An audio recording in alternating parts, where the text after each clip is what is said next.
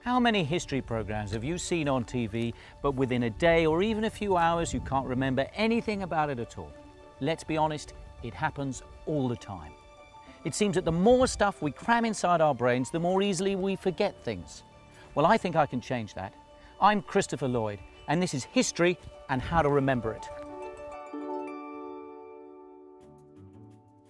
Over the next few minutes, I'm going to ask you to come with me on a journey back to the ancient world, to a world where there is no writing, because there's no pen and there's no paper. They haven't been invented yet. We are in the world of ancient Greece, and only 3 subjects are taught in schools: geometry, gymnastics, and rhetoric. The last, rhetoric, was the most important because it leads to the most highly paid jobs in Parliament or as a barrister in court. You had to tell persuasive stories and make brilliant speeches in public, but all without notes. In other words, you had to remember what it is you wanted to say, and in the right order. Otherwise, you would look like a complete fool in front of the audience. Now, I'm going to share with you a technique developed in ancient Greece, which is how they learned how to remember things clearly, easily, and forever. And by following this simple routine, I promise you that you will be able to remember things for the rest of your life. So I'm going to take you through 2,500 years in the history of astronomy using nothing more than my kitchen. And we're going to use a series of everyday objects to represent the key moments in the history of astronomy, going from one side of the kitchen to the other. Are you ready? Let's do it. So we're going to start off with an apple, which signifies Apollonius, the most famous ancient Greek astronomer who came up with the theory that the planets and the moon move around in spherical orbits. And it reminds me of Apollonius and his theory about spheres because, of course, an apple is spherical. And it reminds me of Apollonius. The second object, for me, is a Greek called Hippocus. And for some reason in my mind, I have the image of a hippopotamus. Hippocus, hippopotamus. And I put the hippopotamus in my plate stand because Hippocus came up with the idea of how lunar and solar eclipses are formed. And I used my plates and the plate stands to symbolize the movement of the lunar and the solar eclipse discovered by Hippocus. Next, we had the Roman astronomer Ptolemy, and he came up with a theory of epicycles that could predict where the sun and the moon and the planets would move in the future as well as where they had been in the past. And I remember his name Ptolemy because in my mind somehow there's a link between Ptolemy and a spinning top. Ptolemy.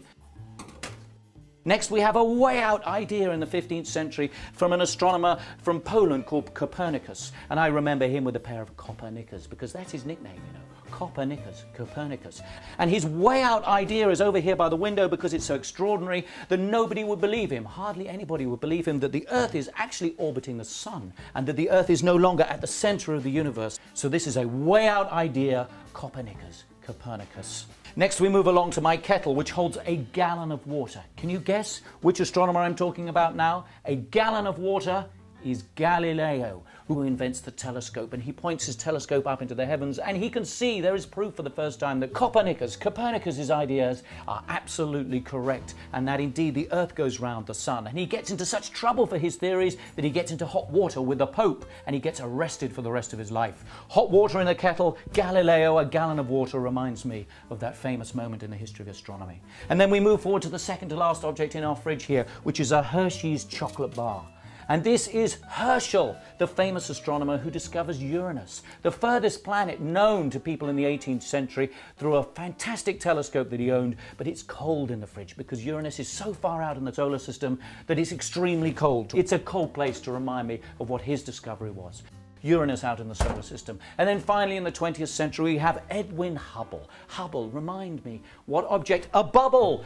Just like I have here in this bottle of fairy liquid, Edwin Hubble, bubble. He validates the idea that the universe began with an almighty Big Bang 13.7 billion years ago. Next to my toaster here, such a Big Bang to remind us of the whole history of astronomy in 2,500 years. So there you have it. Now, can you remember the history of astronomy with the 7 objects and associate which object belongs to which astronomer and their achievement? Here goes. the apple,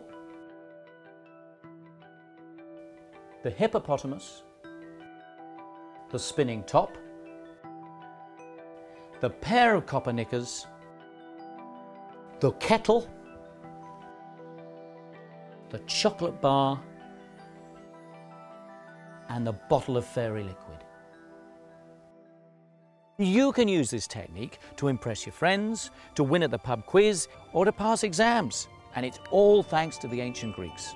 It's easy when you know how.